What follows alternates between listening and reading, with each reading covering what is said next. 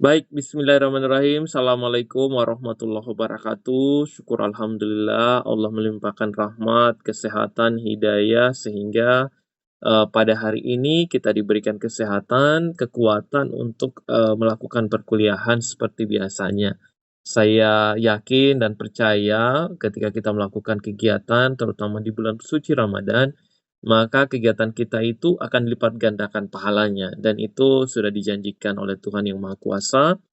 Dan kalau kita ikhlas menjalaninya dengan baik, anak-anakku semua, maka segala sesuatunya akan berbuah pahala dan bisa membuat kita menjadi lebih baik lagi. Dan kita berdoa semoga materi ini bisa kita pahami dengan sangat baik, sehingga ketika ke depan nanti kalian menjadi pemimpin, kalian menjadi kepala ruangan, kalian menjadi perawat, kalian menjadi apapun yang berharga nanti, yang berarti, kalian bisa menjalaninya dengan baik ya. Baik, pada hari ini kita akan belajar terkait dengan, fungsi manajemen ya. Jadi fungsi-fungsi manajemen itu ada 4 sebenarnya ya. Jadi di fungsi manajemen itu ada 4 yang perlu kalian ketahui bersama. Sejujurnya ini adalah materi kalian yang mungkin materi lanjutan. Ada 4 fungsi manajemen yang utama. Yang pertama itu adalah planning. Jadi planning atau perencanaan. Hmm. Jadi ada 4 fungsi manajemen yang harus dan wajib kalian kuasai, yaitu mulai dari fungsi, perencanaan atau planning, yang kedua adalah pengorganisasian,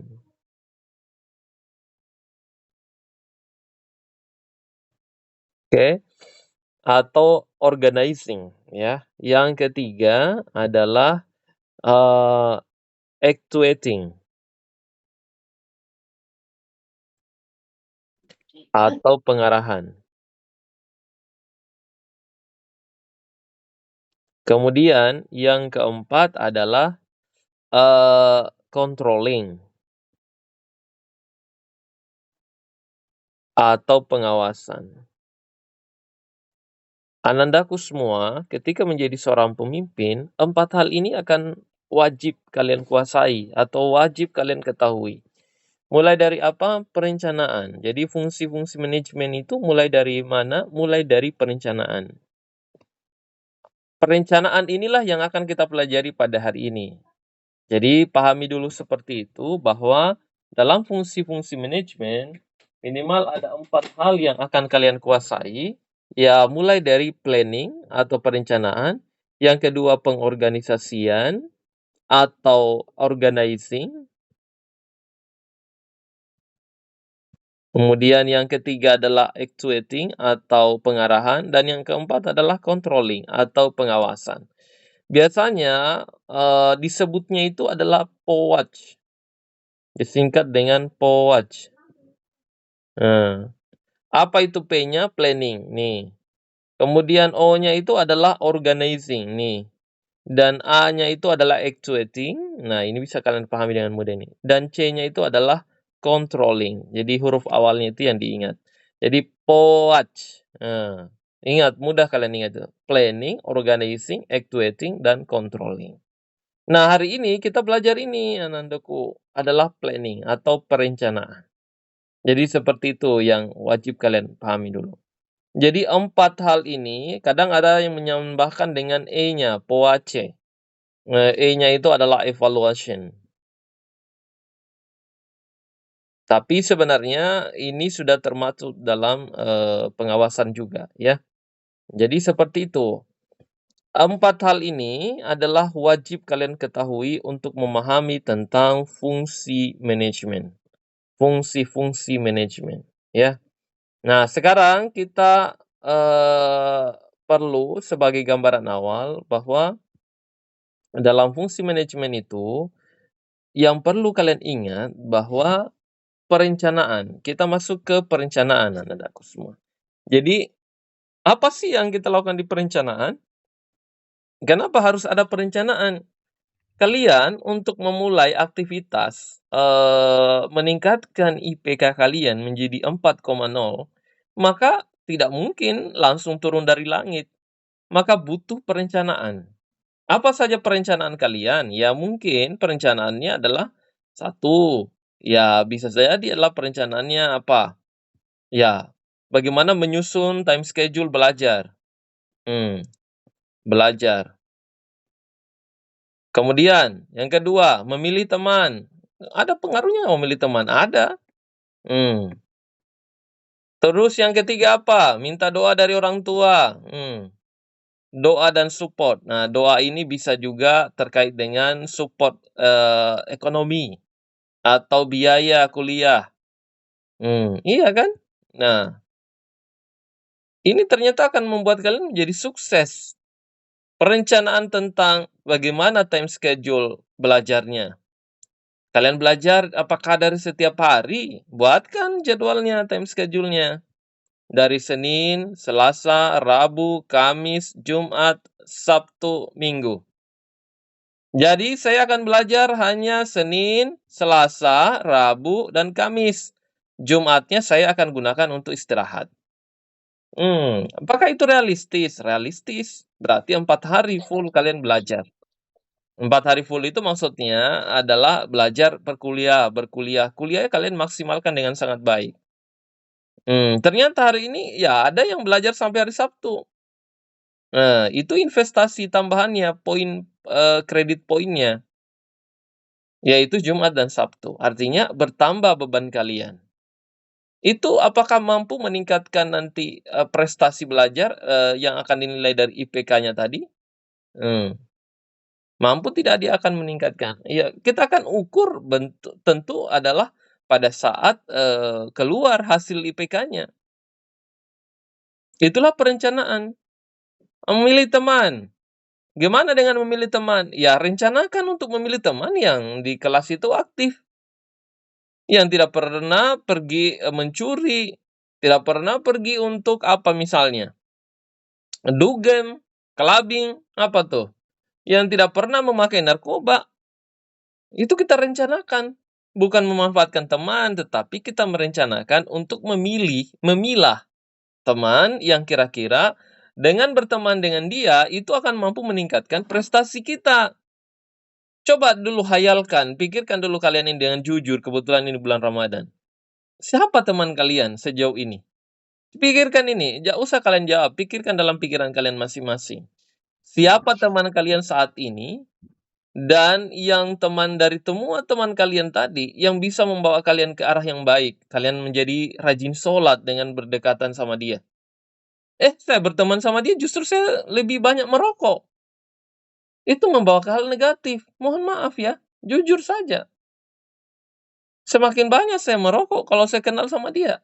Itu membawa ke hal negatif. Saya berteman sama dia, tidak ada justru waktuku untuk menelpon orang tua. Saya hanya terus menelpon dia dan dia dan dia. Itu teman yang tidak baik. Karena kita melupakan orang yang berjasa dalam hidup kita. Coba evaluasi diri kalian. Teman kalian ini yang kalian pilih. Berpengaruh tidak? Sangat berpengaruh. Ini pengaruh sahabat, teman, support system, terutama sahabat itu sangat penting dalam kemajuan kesuksesan kita. Dalam berkarir pun seperti itu. Nah, kira-kira teman kalian bagaimana? Kalau kalian evaluasi, timbang plus minusnya, lebih banyak ke plus-nya, ayo maju terus tuh. Jangan pernah melepaskan teman itu.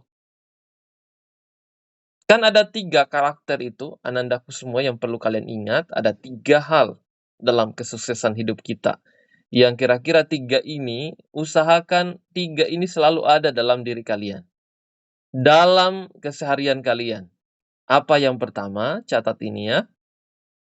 Yang pertama itu adalah orang-orang yang selalu memberikan nasihat. Jadi baru bangun pagi dia sudah WA, tolong nak ingat jangan terlambat, jangan ingat sebentar itu ada perkuliahan." Nah ini kayak begini, ada kuliah manajemen sama Nurse Jo misalnya. Orang selalu memberikan nasihat, "Jangan terlambat, ingat baik-baik, masuk ke link-nya kemudian klik untuk bergabung." Pokoknya tidak pernah berhenti dan tidak capek memberikan nasihat. Kalau ada teman yang begini, ingat, jangan pernah berpikir untuk meninggalkannya. Jangan pernah berpikir untuk meninggalkannya. Anda salah besar. Berpikir saja meninggalkan dia, kalian sudah salah. Apalagi kalian meninggalkan dia atau tidak mengindahkan sama sekali apa yang dia selalu keberadaan dia ini. Jadi orang atau selalu memberikan nasihat. Nasihat itu tentu kebaikan. Ya, itu yang pertama. Ada ndak orang seperti itu di dalam hidup kalian? Kalian bertanya pada diri kalian. Kalau ada, maka jangan pernah lepas dari dia. Dan usahakan jangan pernah berpikir mau jauhi. Jangan, karena justru dialah adalah teman yang membawa pada perubahan. Itu ya, itu yang pertama. Ingat itu, yang berikan selalu nasihat. Yang kedua, ingat ini. Dalam hidup ini, ingat. Yang kedua apa? Tadi yang selalu memberikan nasihat. Yang kedua itu adalah orang yang selalu memberikan apa? Memberikan peringatan. Semacam peringatan, kalau tadi nasihat ya berarti memberikan hari-hari itu memberikan peringatan, memberikan, semacam bagaimana kamu, untuk bisa bersikap atau melakukan hari-harinya menjadi lebih teratur, tertib. Nah, itu kan ada nasihat-nasihatnya dari dia. Jadi dia tidak pernah capek. Yang kedua itu adalah orang yang memberikan, peringatan, eee, misalnya bisa salah, bisa benar. Nah, benar. Jadi dia selalu memberikan peringatan anak-anakku semua. Ini karena kita berbicara tentang, perencanaan. Nah, dia memberikan peringatan apa, kalau kalian itu, berbuat, salah, nah dia itu pasti akan memberitahukan, "Nah itu salah, itu tidak benar." Kalau ada yang seperti ini, jangan ditinggalkan. Orang ini adalah orang yang baik.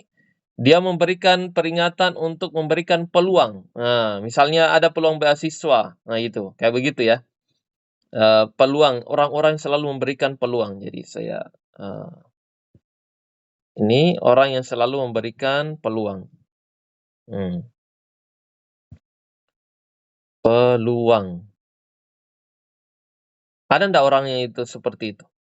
Eh sebentar itu ada kajian tentang apa begitu, ada, misalnya, ada peningkatan skill, tentang apa, pokoknya gratis itu bisa diikuti. Nah, kalau ada temanmu begini, ini bagus orangnya. Misalnya memberikan peluang beasiswa. Jadi kalau ada beasiswa tentang, ayo daftar, ada beasiswa itu yang bisa diikuti semester berapa begitu. Ada, hibah tentang apa misalnya, skripsi. Kalau ada temannya seperti ini, jangan pernah berpikir untuk meninggalkan dia. Inilah orang yang bisa mengubah hidup kalian. Ada selalu tidak yang begitu. Kalau ada orang begini, pilih teman itu yang seperti itu. Jangan jauh dari dia. Ingat itu ya, bukan kita memilih-milih teman. Tetapi kita memahami dan menyadari bahwa teman itu sangat berarti dalam proses perjalanan kita. Nah, itu ya. Yang pertama adalah teman yang selalu menasehati. Yang kedua adalah selalu memberi peluang, peluang baik. Nah, jangan, kita pergi mengaji sebentar ada kajian, di Masjid Al-Markas. Nah, atau apa, pokoknya peluang yang baik. Kita daftar beasiswa nah sama-sama, nah itu. Daftar KKN sama-sama nah itu. Peluang, selalu peluang yang baik. Nah, ini yang ketiga. Nah, ini jadi kalau pertama teman yang selalu memberikan nasihat, menasehati, pokoknya tidak capek ini mulutnya. Jangan dipikir bahwa dia itu gila urusan. Itulah teman yang baik. Ya, yang kedua memberikan peluang untuk hal-hal yang baik, beasiswa, pelatihan, penulisan skripsi, pokoknya baik ya.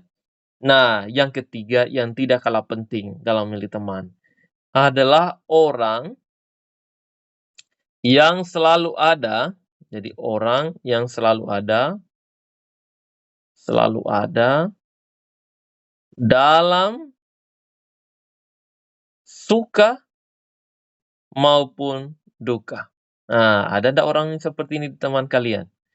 Dia ini tidak pernah tidak ada, selalu ada. Mau itu dalam keadaan suka, Mau itu dalam keadaan duka, dia selalu ada, orang ini.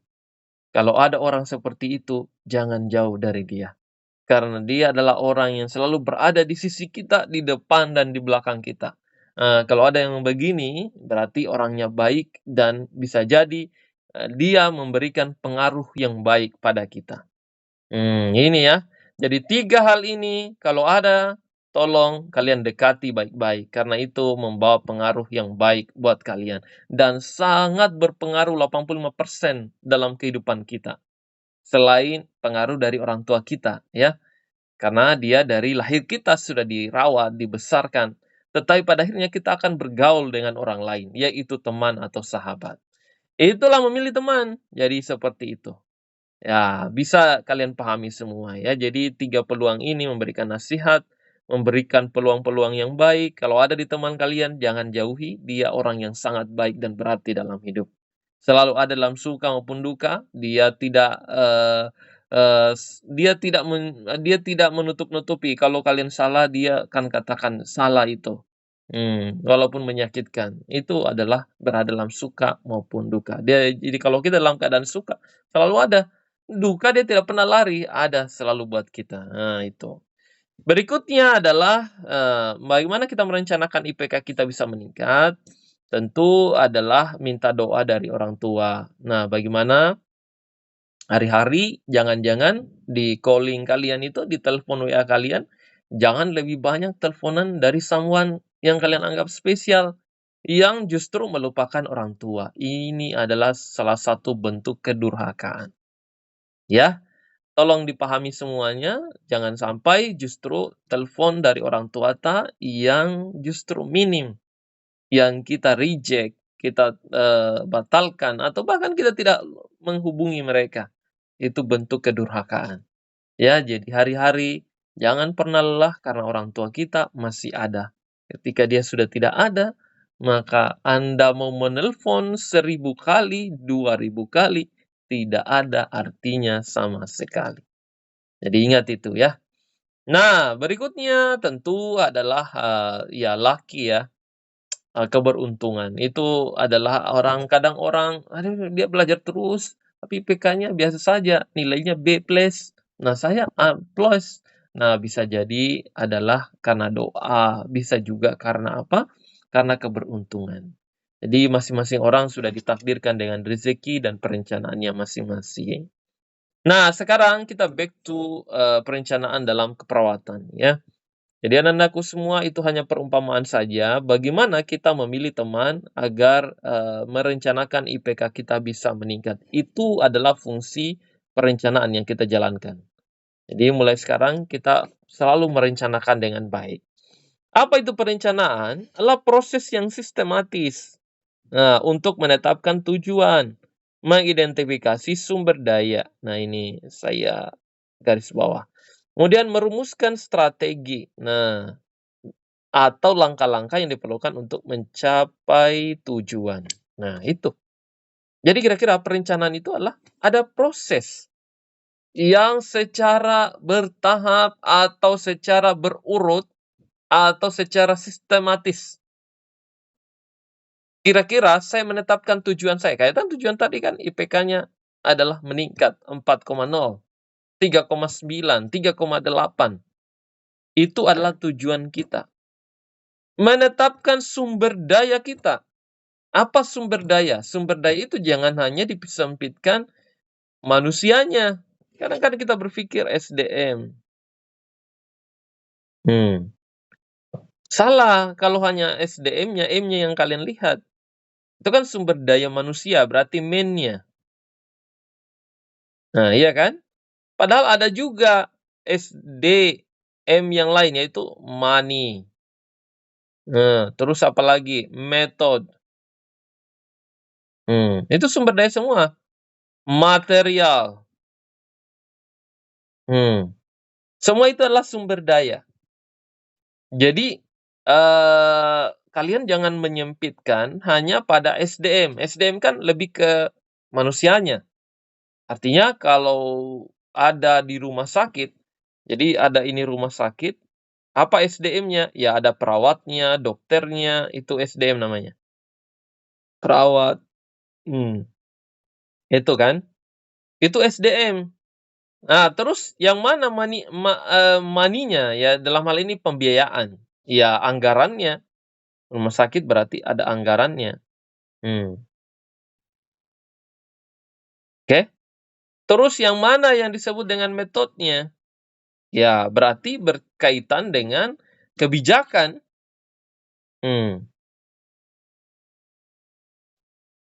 Terus yang mana yang berkaitan dengan material? Ya, bisa jadi terkait dengan sarana dan prasarana.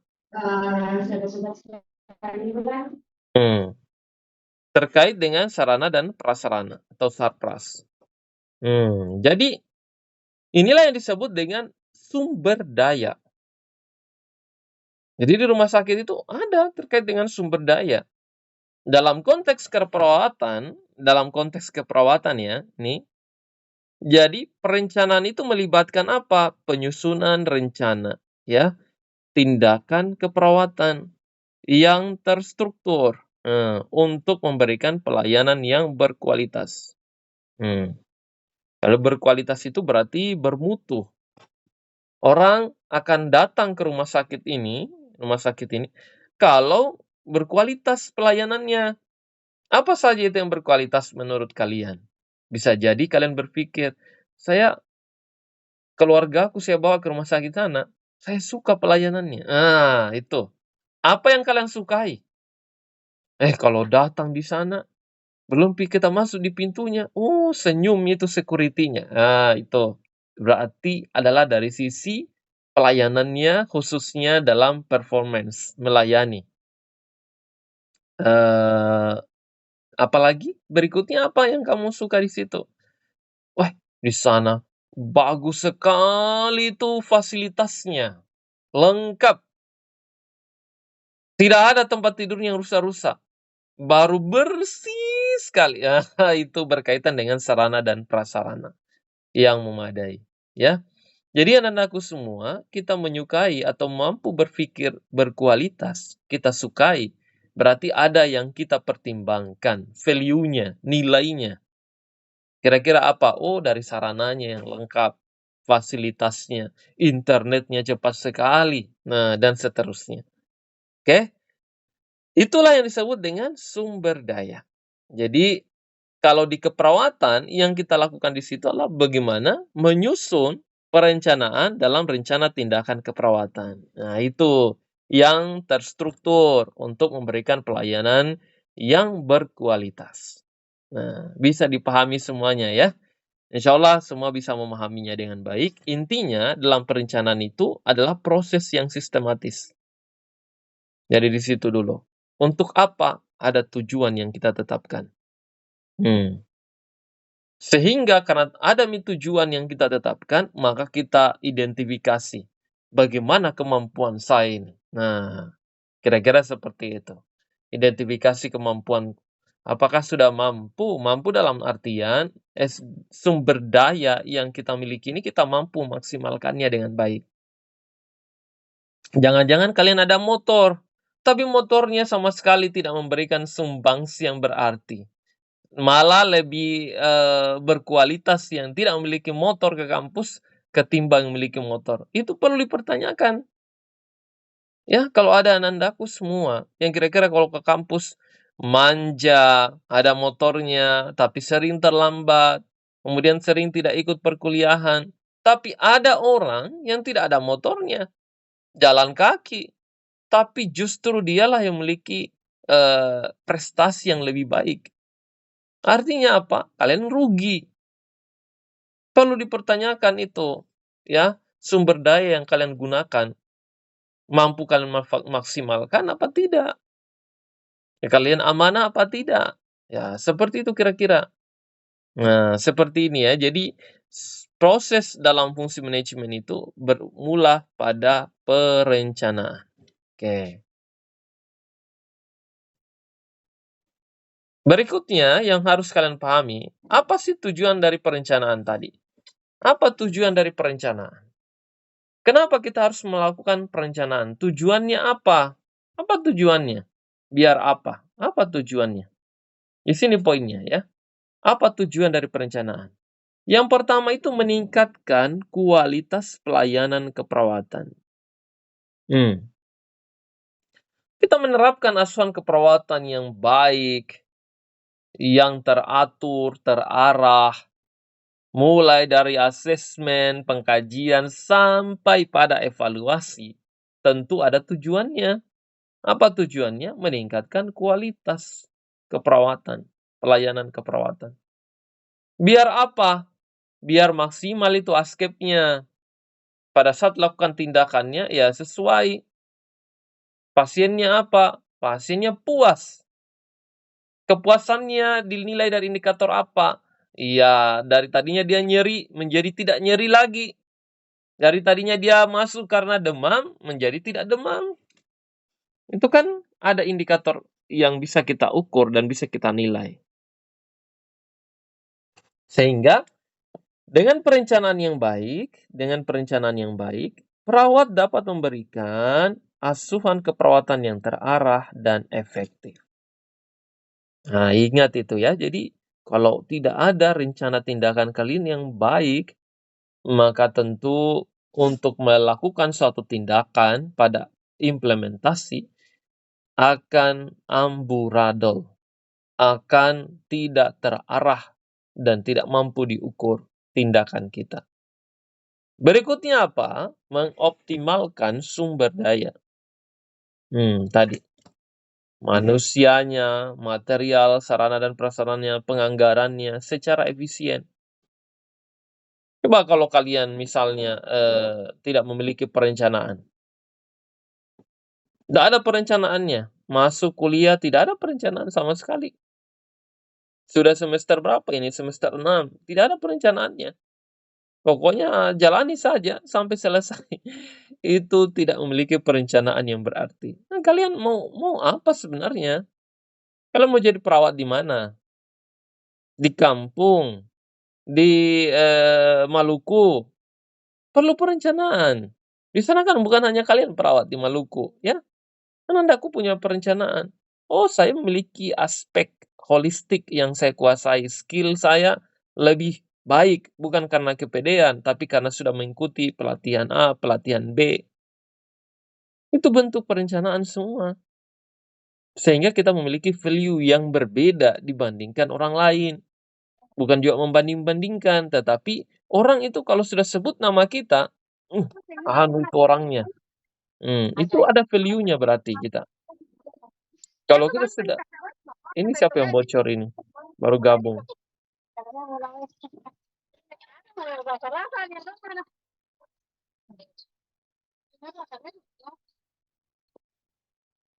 Bocor. Siapa yang bocor itu? Nah, sehingga saya sampaikan bahwa mengoptimalkan sumber daya berarti secara tidak langsung Anandaku semua perlu memaksimalkan kira-kira dari SDM atau manusianya, dari sarana dan prasarananya, dari fasilitasnya. Dia maksimalkan dengan baik apa tidak? Nah, harus itu. Itu tujuan perencanaan. Jadi tujuan perencanaan itu kita akan optimalkan sumber daya kita. Akan ada orang itu, dia bertanding, main volley. Tapi dia lagi sakit. Tetapi dia punya smash yang sangat luar biasa. Ya, dia tidak kuras tenaganya. Tapi pada saat sudah mau smash, nah dia maksimalkan itu smashnya. Itu namanya adalah memaksimalkan sumber dayanya. Kira-kira seperti itu. Jadi apa yang kita punya, kita maksimalkan. Nah, itulah tujuan perencanaan. Kemudian, mencegah kesalahan dan duplikasi. Artinya, kadang ada rencana kita yang memang bermasalah. Ada yang kita lakukan itu bermasalah. Bisa jadi karena kita yang memiliki perencanaan. Coba kalian contohkan saja. Kemarin ada nilai prakteknya yang bermasalah di lahan. Coba kalian bertanya tidak, jangan-jangan saya tidak melakukan perencanaan yang baik. Perencanaan saya tidak datang tepat waktu saat responsi, tidak ikut dengan teman, saya ketinggalan. Nah, berarti secara tidak langsung kita tahu bahwa ada masalah itu, dan kita juga menyadari bahwa saya tidak merencanakan seandainya, kata seandainya tadi, itu adalah bentuk daripada penyesalan.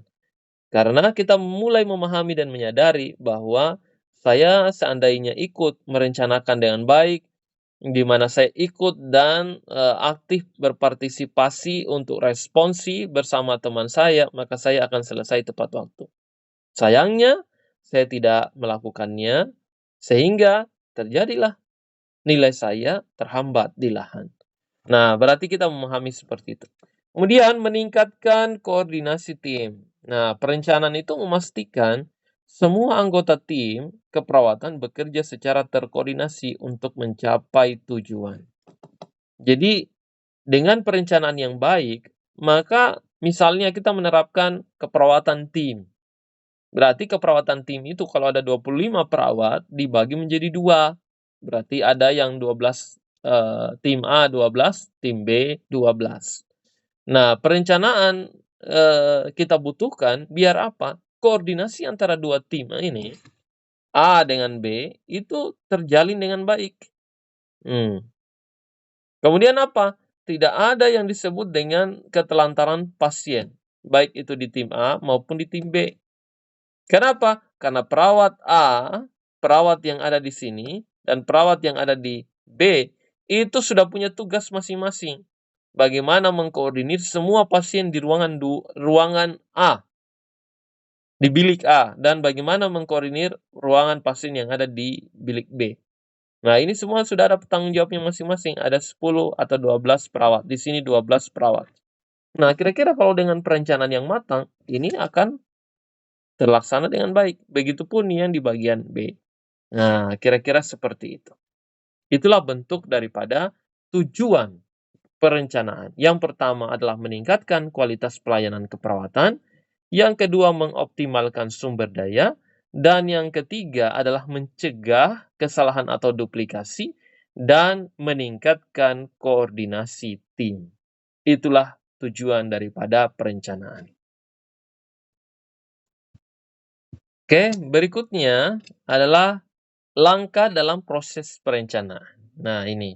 Apa langkah kita dalam proses perencanaan itu? Langkahnya yang pertama adalah bagaimana mengidentifikasi masalah atau kebutuhan. Kira-kira kalau kita membuat suatu langkah-langkah perencanaan, kita identifikasi dulu, ya. Apa sih kebutuhan kita? Apa masalah yang kita hadapi?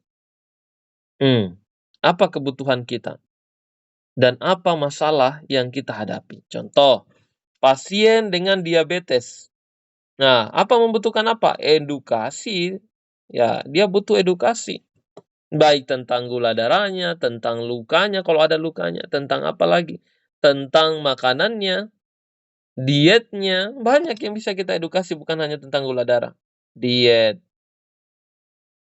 yang tepat. Misalnya ibu jangan makan banyak-banyak nasinya ya, sedikit saja. Nah, itu diet namanya.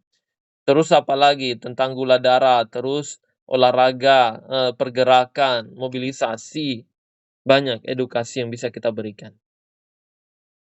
Jadi kita identifikasi apa masalahnya. Kalau pasiennya adalah diabetes, pasiennya gastritis misalnya, ya jangan pernah dikasih makanan-makanan yang pedis. Yang asam-asam. Kita sudah tahu itu. Kenapa? Karena secara fisiologis, makanan yang pedis tadi akan sangat berdampak ke dinding gaster atau dinding lambungnya. Melakukan perlukaan, menambah perlukaan, atau bahkan membuat perih. Iya kan? Jadi yang begitu kita sudah tahu edukasinya. Jadi identifikasi dulu masalah dan atau kebutuhan. Perawat perlu mengidentifikasi masalah atau kebutuhan pasien melalui pengkajian keperawatan atau asesmen. Jadi di pengkajian keperawatan itu kita perlu melakukan apa? Asesmen yang mendalam. Baik itu yang sifatnya head to toe, pengkajian dari kepala sampai ke ujung kakinya, atau per sistem kardionya, sistem urinaria, sistem pernafasan, semua menyeluruh. Jadi kita tahu kira-kira masalahnya pasien ini dan dibutuhkan adalah apa. Dia sesak napas. Butuh apa ini pasiennya? Ya, napasnya menjadi teratur. Yang tidak hanya dengan butuh bantuan oksigen, tapi walaupun dia tidak dengan bantuan oksigen, dia tetap napasnya menjadi normal kembali atau teratur. Nah, seperti itu ya. Kemudian, menetapkan tujuan. Setelah mengidentifikasi masalah, berikutnya adalah kita menetapkan tujuan. Nah, ini. Specific, measurable, kemudian achievable, relevant, time bound. Jadi artinya, tujuannya itu minimal, harus spesifik. Jangan tujuan kita banyak. Tujuannya saya mau jadi orang, orang kaya, mahasiswa tapi sudah kaya raya. Saya punya mobil, saya punya kapal pesiar. Nah, itu namanya tidak spesifik. Tentukan dulu secara spesifik. Kira-kira apa tujuannya? Tujuannya apa? Pasien tadi dari gula darah ya. Ini kita fokus ke contoh gula darahnya. Gula darahnya misalnya adalah 400. Nah, kita edukasi nih, bukan hanya edukasi tentang, gulanya, edukasi tentang lukanya kalau ada, edukasi juga bahwa perlu menurunkan kadar gulanya, bisa dengan bantuan insulin, bisa dengan apa. Intinya perlu ditekan, gula darahnya. Itu namanya spesifik. Jadi artinya tidak, mengambang dan tidak bercabang ke mana-mana, jadi harus spesifik. Kemudian dapat diukur, measurable, dapat diukur tidak? Kalau gula darahnya, meningkat 400 itu kan diukur. Untuk bisa mengetahui bahwa dia sudah turun, ya di bawah dari 200 kita ukur kembali. Artinya dapat diukur ya. Kemudian achievable, tercapai, mampu dicapai. Bukan, saya mulai ke langit ke-7. Nah, itu tidak mampu itu. Maksudnya itu tidak, masuk di akal. Jadi kira-kira seperti itu. Relevan. Relevan itu artinya berkaitan. Ini masalahnya gula darah yang kamu mau atasi nyerinya. Itu kan tidak sinkron, tidak relevan. Time bound, ya artinya memiliki waktu, ya. Waktu untuk kita bisa tahu, misalnya berapa lama ini, 3 hari ini. Pasien dapat menjelaskan cara mengontrol gula darah dalam 3 hari. Di sini yang disebut dengan spesifiknya adalah tentang gula darahnya, measurable-nya yang dapat diukurnya apa, ya tentang mengontrol, dapat menjelaskan cara mengontrol gula darah. Kemudian measurable, achievable, dapat dicapai, ya. 3 hari dapat dicapai apa tidak? Bisa dicapai. Dengan diberikan bantuan insulin, dengan apa, 3 harinya ini yang disebut dengan time bound, ya. Jadi seperti itu yang disebut dengan langkah dalam proses perencanaan. Kita mulai dari identifikasi masalah, kemudian kita lihat untuk menetapkan tujuan.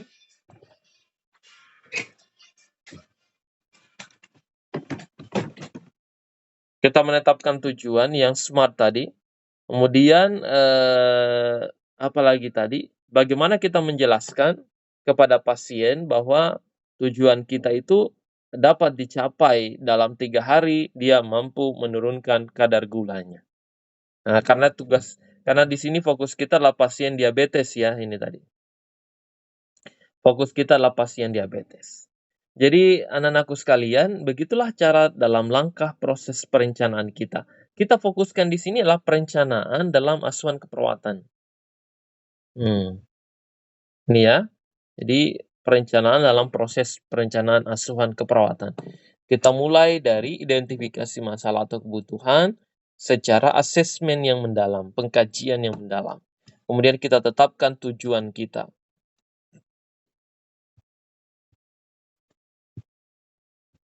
Oke, selanjutnya adalah menyusun strategi.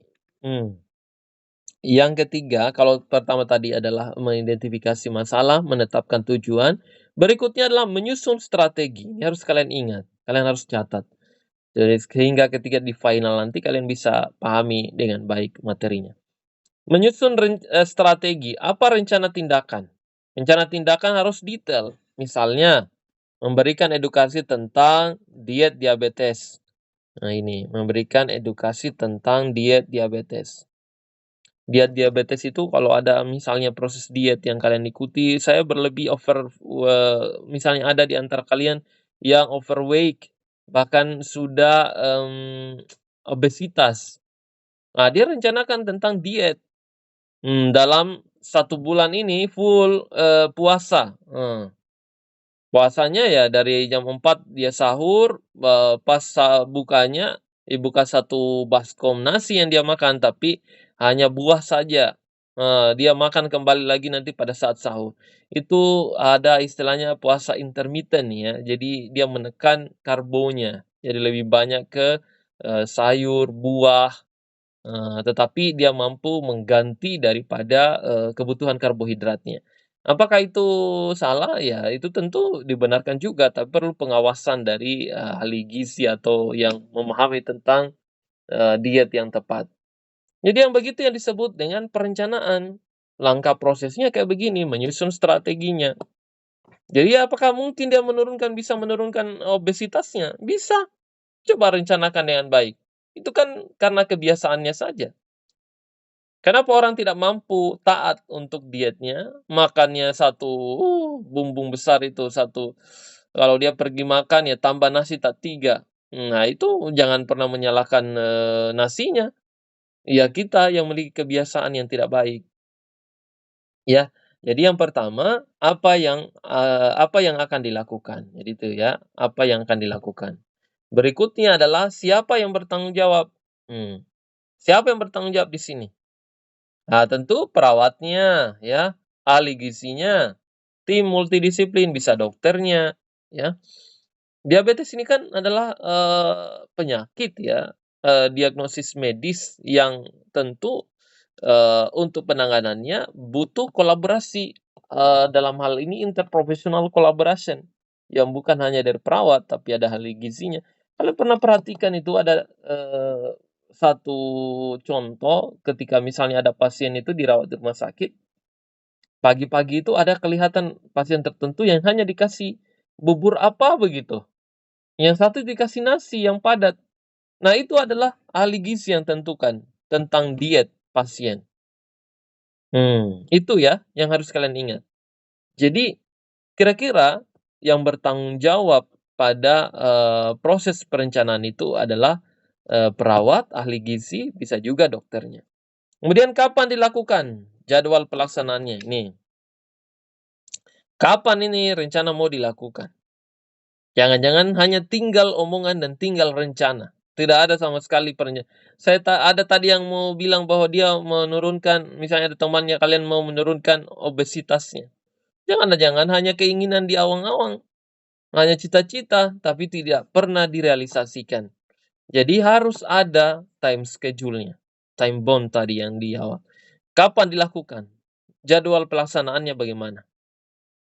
Apakah mau mulai dari bulan puasa ini? Coba ada misalnya menargetkan selain mendapatkan pahala di bulan Ramadan, dia juga mudah-mudahan jadi diet.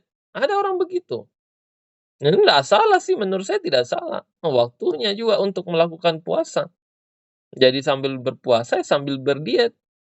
Mengontrol hawa nafsu untuk makan, nafsu untuk minum, makan, dan seterusnya. Sehingga menjadi suatu kebiasaan.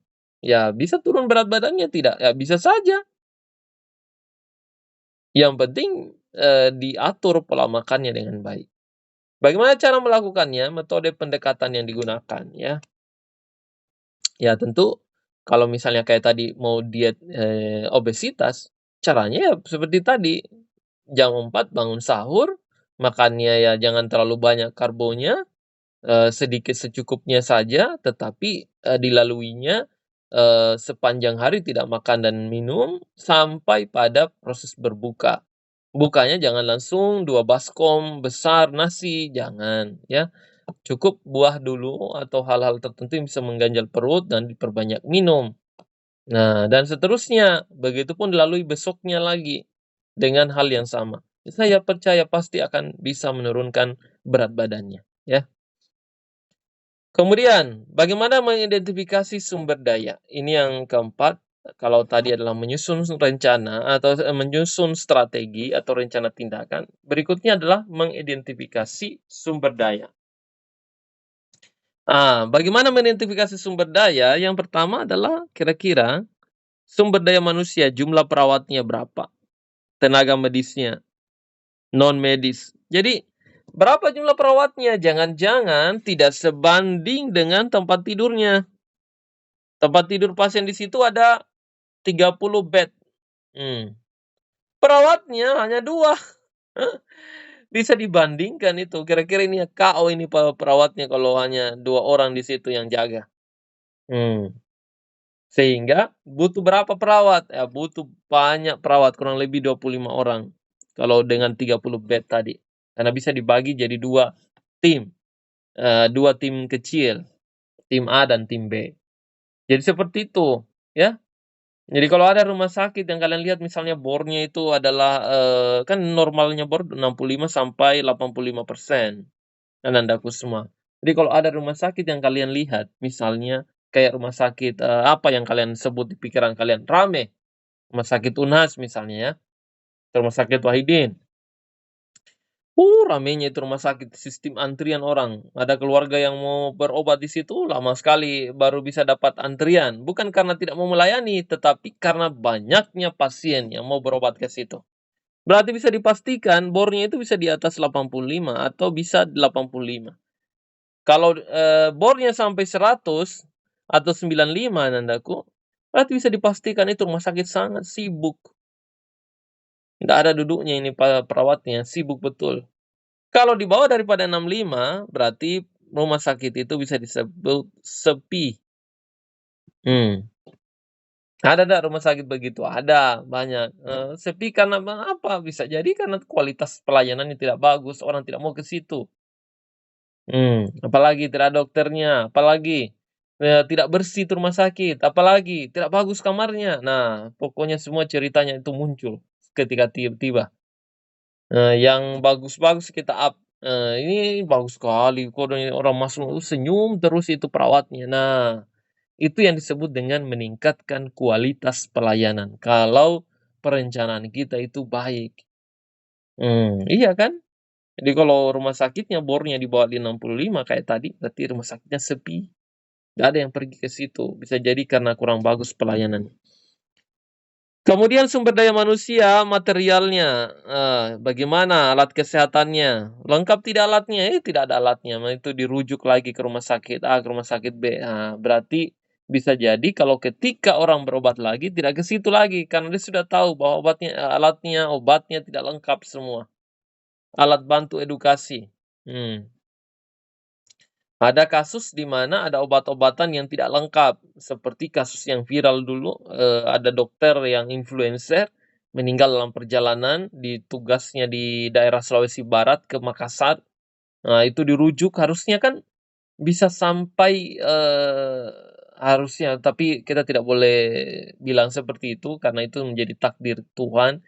Tetapi seandainya kita berpikir secara, ilmiah dan berpikir tentang sistem, kalau ada obat tertentu yang bisa memperlebar pembuluh darahnya saat itu, saat terjadi serangan, nah itu bisa diminum, itu bisa jadi tertolong sebagian sampai akhirnya ditangani untuk diberikan bantuan cincin ya, ring jantung untuk dipasang. Sayang sekali dalam proses perjalanannya, itu sempat, masih sadar kan itu pada saat naik itu sadar, masih bisa dada-dada, masih apa dan seterusnya.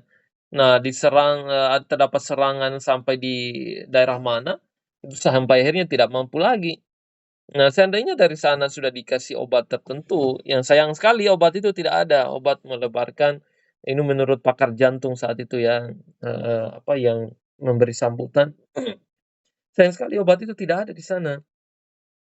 Nah, itulah yang saya maksud tadi. Jadi, kadangkala secara material itu terbatas. Alat kesehatan, obat-obatan, alat bantu, alat bantu edukasinya, nggak ada disebut dengan alat bantu edukasi apa, nggak ada, masih manual semua, dipanggil teriak-teriak perawatnya sampai capek, nggak ada, semua sistem manual.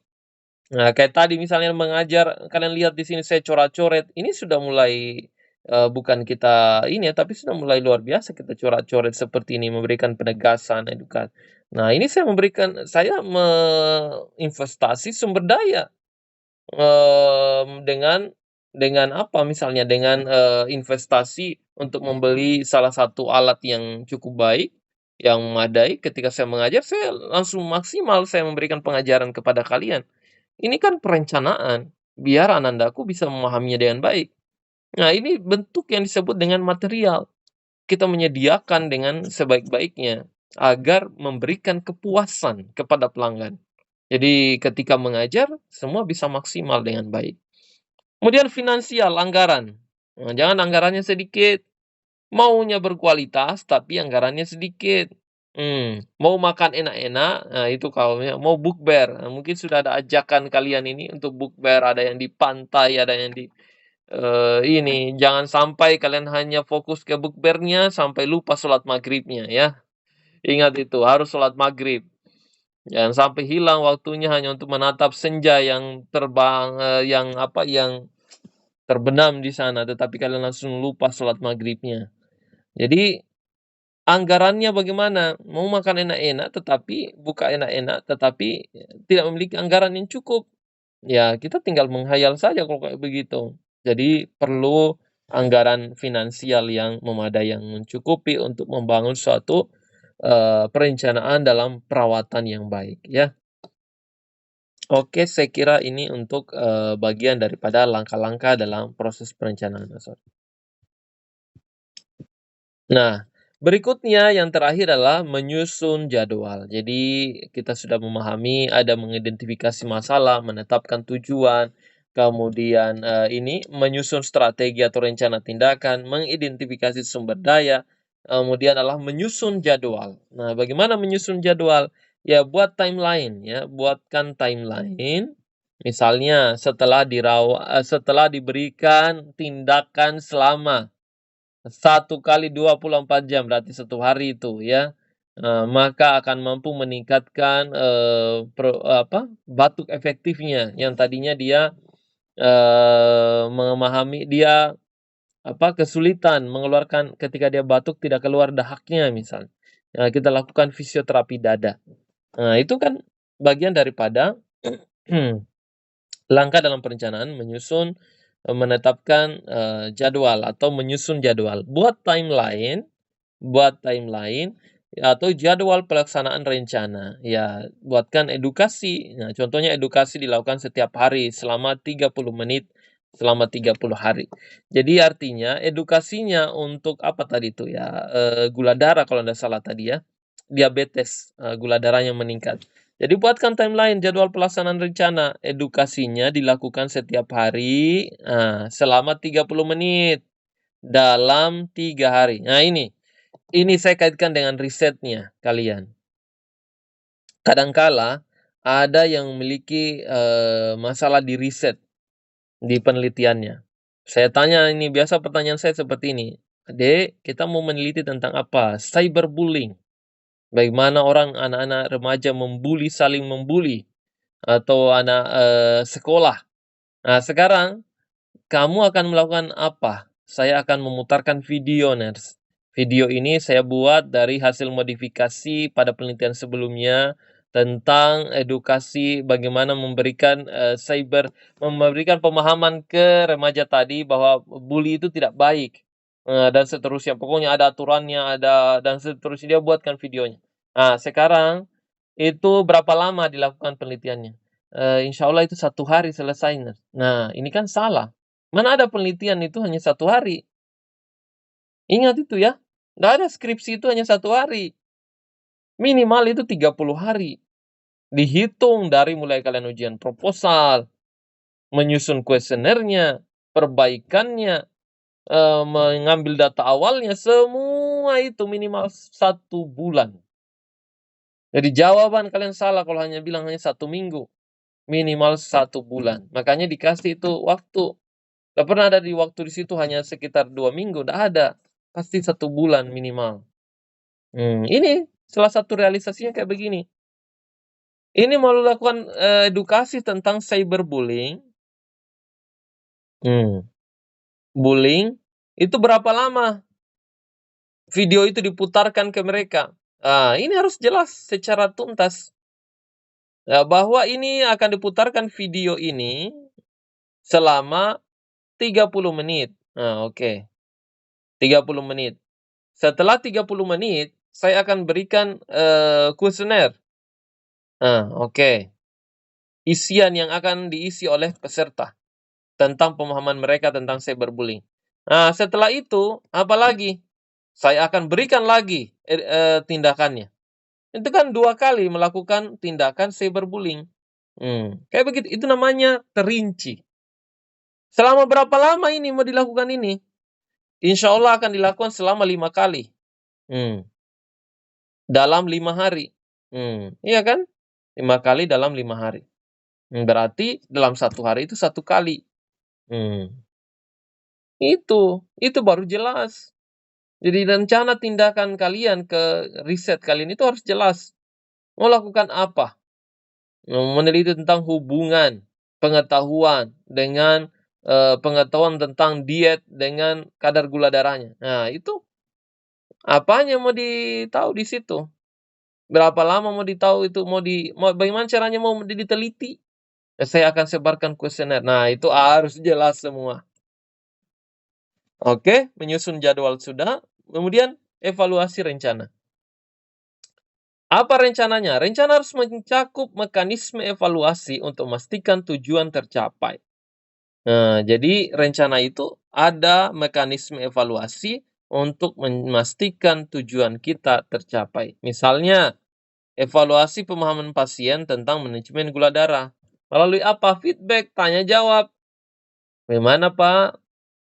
Cyberbullying tadi. Pahami tidak siswanya ini? Ya ukur dengan kuesioner tadi. Jangan-jangan dia hanya ikut-ikut saja karena takut dinilai oleh gurunya. Sehingga mereka berkumpul saja di ruangan tadi, tapi dia tidak memahami apa yang kalian jelaskan. Nah, untuk memastikan bahwa dia paham dengan yang kalian jelaskan, coba berikan pertanyaan. Baik itu pertanyaannya tertulis melalui kuesioner atau bisa juga secara verbal. Langsung kalian tanyakan, tunjuk adiknya. Itu Dek, si Budi coba jelaskan apa itu bullying. Saya tidak dengar tadi Kak, tidak berarti tidak perhatikan. Jangan-jangan saya tunjuk lagi Ani, Ani coba apa itu bullying? Bullying adalah proses untuk menghakimi orang lain atau berusaha untuk menjelek-jelekan. Oh dia paham ini Ani. Berarti bisa dipastikan ada yang memahami, ada yang tidak memahami. Tanya lagi si Umar, semua. Ternyata lebih banyak yang memahami, hanya Budi yang tidak memahami. Berarti berhasil edukasi tentang video cyberbullying tadi. Itulah mengukurnya seperti itu, Nak. Jadi cara-cara kita memberikan time schedule, edukasi, dan lain sebagainya, itu harus bisa betul-betul mampu diukur. Oke ya, jadi seperti itu langkah-langkah dalam proses perencanaan. Kalau ada pertanyaan kalian bisa langsung bertanya ya. Kemudian jenis-jenis perencanaan dalam keperawatan. Nah, ini menjadi tugas kalian nanti ya. Tolong ingin dicatat bagian dari tugasnya. Saya ingin kalian merencanakan tugas ini nanti kalian kumpulkan besok jam 7 malam. Sebelum jam 7 malam sudah dikumpulkan ke email ya. Jadi emailnya itu adalah ini emailnya ya, berkas brajackson@gmail.com. Catat ini ya. berkas brajackson@gmail.com. Kalian memberikan perencanaan tentang riset kalian. Riset. Rencana penelitian kalian. Coba rencanakan. Perencanaan jangka pendek, ada jangka menengah sebenarnya di sini ya. Nah, jangka menengah dan jangka panjang. Kalau perencanaan kontingensi itu situasi darurat, misalnya kayak COVID kemarin. Tiba-tiba semua orang nggak pernah membayangkan harus pakai masker kan? Pada akhirnya pakai masker secara keseluruhan. Itu adalah suasana yang tidak terduga. Bisa karena bencana atau wabah penyakit. Nah, kalau bencana ya kayak tsunami di Aceh. Orang kasihan masih ada yang masih nongkrong-nongkrong, memandangi lautan itu ada rumah 2 lantai tiba-tiba datang itu, lautan, seperti menggunung, yang menggulung dia semua, itu tidak pernah dibayangkan, dia masih duduk-duduk. Ada anak yang masih main-main, tiba-tiba ada pohon, dia langsung manjat di atas itu karena ada air, laut yang naik menghantam mereka, ya tiba-tiba dia naik langsung ke pohon itu, akhirnya selamat. Nah, kira-kira begitulah yang terjadi ketika perencanaan yang disebut dengan kontingensi atau karena dalam situasi darurat, emergency. Nah, sekarang kalian, rencanakan riset kalian tadi, bagaimana bisa juga kalian menyusunnya seperti yang sebelumnya, langkah dalam proses perencanaan, kira-kira identifikasi apa masalahnya, saya tidak ingin kasih sama saja ya, karena ini sama dengan tugas, dari kelompok itu. Saya ingin kalian yang ini saja. Hmm, ini rencanakan riset kalian seperti ini. Nah ini. Ini, langkah dalam proses perencanaan. Ini saja ya buat kalian, karena sama tadi dengan tugas student. Saya tidak ingin sama dengan yang lain. Identifikasi masalah atau kebutuhannya, menetapkan tujuannya, kemudian, menyusun strategi dan rencana tindakannya, mengidentifikasi sumber daya, kemudian menyusun jadwal atau menyusun, evaluasi rencananya. Jadi 6 hal itu harus termuat dalam tugas kalian, terkait dengan, risetnya tadi, terkait dengan riset, rencana riset kalian, ya. Apa yang kalian rencanakan di risetnya? Sudah ada yang membuat judulnya apa dan seterusnya, silakan. Buatkan dalam 6 tahapan ini dalam langkah proses perencanaan. Oke deh, kita lanjut. Jadi ada perencanaan jangka pendek, jangka menengah, jangka panjang, dan kontingensi.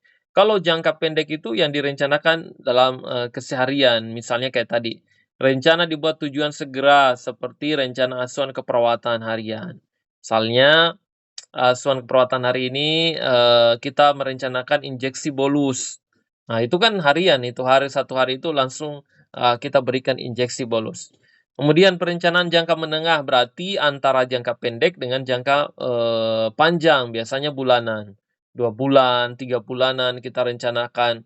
Nah, itu ya kayak tadi, diet, obesitas. Nah, itu ya.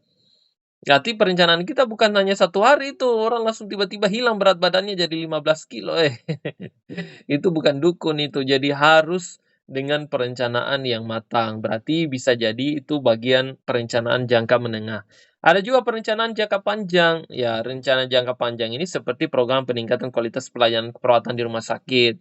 Tadinya orang menyebutnya ini rumah sakitnya jelek, rumah sakitnya tidak bersih, tidak memberikan pelayanan yang, senyaman senyum, ramah, sumringah, tidak ada. Berarti perlu perencanaan jangka panjang. Dengan apa? Memberikan pelatihan ke perawat-perawatnya, supaya perawatnya tadi aktif senyum dengan baik ketika melayani pasien dan keluarganya.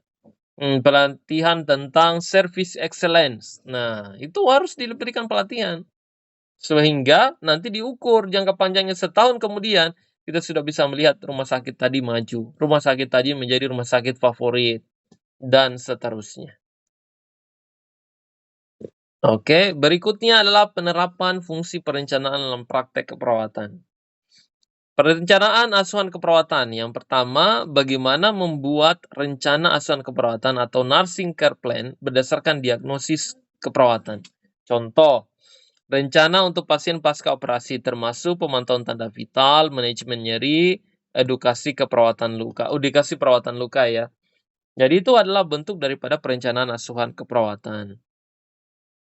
Kemudian perencanaan pengolahan sumber daya. Perawat manajer itu merencanakan distribusi perawat sesuai dengan beban kerja dan kebutuhan pasien. Jadi artinya dalam pengolahan sumber daya kita harus maksimalkan. Jangan-jangan dia memiliki skill perawatan, luka, tapi kita tempatkan bukan pada tempat, misalnya ruangan bedah. Ruangan bedah kan banyak, misalnya setelah dioperasi, ya pasti perawatan luka. Nah, itu perlu skill-skill perawatan luka. Menyusun jadwal si perawat di ruang rawat inap. Nah, misalnya Mira sudah direncanakan akan pelamaran. Nah, kira-kira seorang perawat, manajer itu, kepala ruangan, itu sudah mampu mengukur bahwa di bulan 3 ada orang yang menikah, perawat kita, dan kita akan ganti jadwal dinasnya dengan si A. Itu bisa. Jadi sekali lagi, kalian sudah bisa mengukur kira-kira, untuk mengukur, bagaimana merencanakan jadwal shift perawat itu harus sesuai sebanding. Nah, kita melakukan perencanaan dalam pengelolaan, sumber daya tadi. Berikutnya adalah perencanaan program kerja. Perawat, komunitas merencanakan program promosi kesehatan. Ini misalnya perawat komunitas ya, program promosi kesehatan. Nah, tugas dia kan lebih banyak ke edukasi. Berarti harus ada edukasi yang sesuai terutama dengan penyakit menular, seperti TB paru. Itu kita rencanakan dengan baik itu, program promosinya supaya tepat sasaran, kita maksimalkan kader kesehatan, jadi kadernya jadi ini misalnya tentang promosi kesehatan, ada kader yang kita libatkan, tokoh masyarakat, hmm, kemudian apalagi, kolaborasi dengan interdisiplin, dokter atau siapa, ahli gizi, apoteker. Nah, semua kita libatkan dengan baik, ya. Sehingga masalah seperti penyakit menular tadi itu bisa diatasi. Nah, seperti kayak tadi, TB paru, dia tidak menyadari berkomunikasi dengan tetangga A, tetangga B dalam pos ronda, tapi pada akhirnya, tidak kasat mata, infeksi dropletnya tadi yang keluar melalui udara yang keluar dari mulutnya tadi, itu, apalagi, menguap atau apa, yang keluar dari mulut si pasien tadi, itu yang disebut dengan infeksi droplet. Akhirnya bisa menular ke orang lain. Makanya perlu program perencanaan dalam, program, promosi misalnya. Perencanaan dalam tanggap darurat, ya, misalnya perawat itu terlibat dalam perencanaan tanggap darurat seperti penanganan pasien massal saat bencana. Jadi ada yang terjun ke daerah tertentu yang terkena gempa, longsor. Nah, itu perlu perencanaan, tidak boleh juga kita pergi asal-asalan begitu saja tanpa ada persiapan yang matang.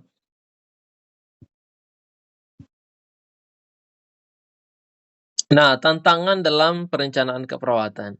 Apa tantangannya? Keterbatasan sumber daya, ini ya. Ini yang terbatas sumber dayanya. Kurangnya tenaga perawat dan alat kesehatan. Kita sering sekali mendengar hal seperti ini. Ada rumah sakit yang kurang perawatnya. Capek, ketika kita jadi perawat di situ capek sekali, karena hanya 1, 2 perawatnya. Kenapa? Ya bisa jadi rumah sakit tadi tidak mampu menggaji, sehingga yang dia rekrut hanya 2 orang, 3 orang, dan seterusnya. Nah, berarti masalahnya ada pada keterbatasan sumber daya. Berikutnya adalah adanya perubahan kondisi pasien. Misalnya kondisi pasien yang membutuhkan yang dinamis. Awalnya dia masuk gastritis, setelah dilacak bukan lagi gastritis ini masalahnya, ada kanker usus. Berarti kan itu masalah yang baru yang bergerak sangat cepat dan butuh penyesuaian dalam tindakan. Kemudian, koordinasi tim, kesulitan dalam mengkoordinasikan berbagai pihak. Misalnya perawatnya banyak konflik, apalagi koordinasinya, komunikasinya di situ tidak bagus, buruk. Kemudian apalagi, sehingga dengan, komunikasi yang tidak baik, koordinasi yang tidak baik, maka tentu tidak akan membuat kerjasama yang baik. Iya kan? Jadi tidak ada kerjasamanya nih, tidak ada. Pasti itu ya. Karena kalau koordinasinya sudah tidak bagus, maka kerjasama tim itu tidak akan baik. Kemudian, manajemen stres dan pengendalian emosi. Ini tantangan ini dalam perencanaan. Kenapa? Karena semua orang bisa stres. Semua orang bisa emosional negatif. Bisa marah, bisa meledak-ledak, bisa apa lagi? Itu semua adalah pengendalian emosi. Emosi itu kan baik, emosi itu jangan disempitkan hanya marah ya. Emosional itu kalau marah itu emosional negatif, ya. Kalau emosional, positif ya bisa senang, bahagia, itu ya. Jadi emosi itu banyak, ada sedih, senang.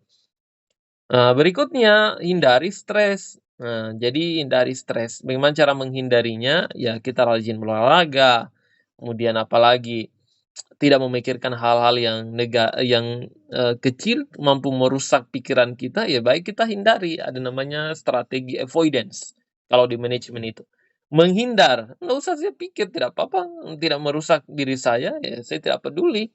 Nah, itu tidak peduli itu bukan suatu bentuk perlawanan, tapi menurut saya daripada saya ikut terbakar, ya saya, santai saja, nggak usah saya terlibat di situ. Nah, itu namanya, hindari, salah satu proses menghindari stres. Oke, berikutnya menetapkan fungsi perencanaan. Lakukan pengkajian yang komprehensif. Nah, ini ya, jadi kita harus melakukan pengkajian yang komprehensif. Kemudian, data yang akurat, bukan data yang dibuat-buat. Nah, ingat ini kalau kalian melakukan penelitian jangan buat-buat data, data siluman dan sebagainya. Dari dasar perencanaannya baik. Kemudian, libatkan pasien dan keluarga. Jadi rencana yang melibatkan pasien itu akan menghasilkan hasil yang lebih efektif. Kan kita selalu bertanya, berkomunikasi kepada pasien, menanyakan kepada keluarganya bagaimana, sudah sehat, sudah apa, dan seterusnya. Kemudian, gunakan pendekatan kolaboratif, ya. Bekerja sama dengan tim multidisiplin untuk hasil yang optimal. Jadi, tidak ada satu kesuksesan yang sukses karena diri kita sendiri. Pasti ada bantuan dari orang lain. Kalian akan sukses dari mana? Dari teman, sukses dari libatan, ayah ibunya, orang tuanya, keluarganya. Jadi kolaborasi itu sangat penting. Kemudian, evaluasi secara berkala. Pastikan rencana itu berjalan sesuai dengan tujuan. Kalau sudah keluar dari tujuan, anak-anakku, berarti secara tidak langsung kita mengabaikan yang sudah kita susun dengan susah payah. Lakukan penyesuaian jika diperlukan. Jika ada hal yang melenceng, kita kembalikan lagi ke tujuannya. Kita tadi spesifik ke gula darah. Nah, tapi ada masalah baru kita muncul. Pasien ini ternyata muncul luka di kakinya yang tidak sembuh-sembuh, banyak nananya. Nah, berarti penyesuaian rencana lagi. Perlu tambahan perawatan luka. Hmm. Iya kan? Jadi jangan dibiarkan lukanya justru harus dirawat. Tetapi syaratnya turunkan dulu kadar gula darahnya. Ini yang diturunkan, baru kemudian lakukan perawatan lukanya. Jadi seperti itu, ya.